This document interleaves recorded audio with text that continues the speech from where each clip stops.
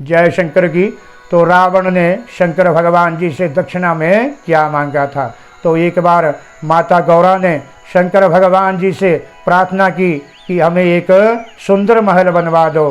तो शंकर भगवान जी ने विश्वकर्मा का स्मरण किया और विश्वकर्मा ने एक बहुत सुंदर महल बनवा दिया, जो अंदर बाहर से सोने से उसे मढ़ दिया।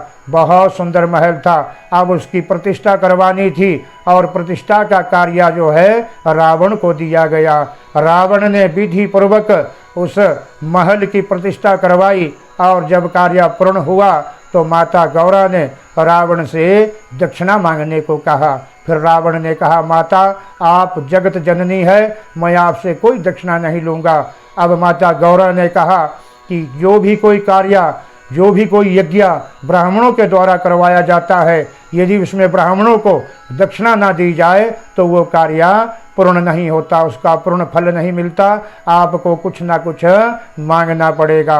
अब रावण विचार करता रहा और माता से कहा, माता मन में कुछ संकोच हो रहा है मांगने में, मैं कुछ नहीं मांग सकता।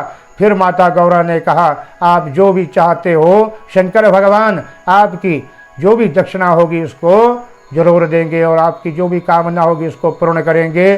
फिर रावण ने कहा, हे माता, हे शंकर भगवान, यदि आप मुझे देना चाहते हो तो इस सोने के महल को मुझे दे दो, यही मेरी दक्षिणा होगी।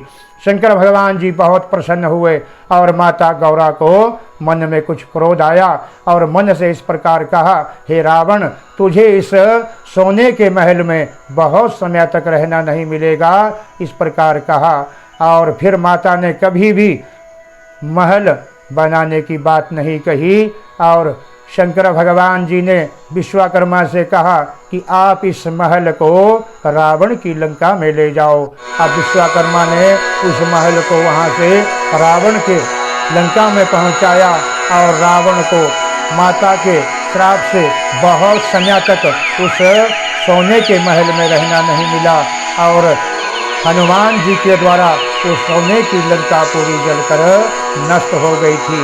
अब माता गौरा ने मन से ही विचार त्याग दिया महलों में रहने का और कैलाश पर्वत पर और कंदराओं में रहने लगे।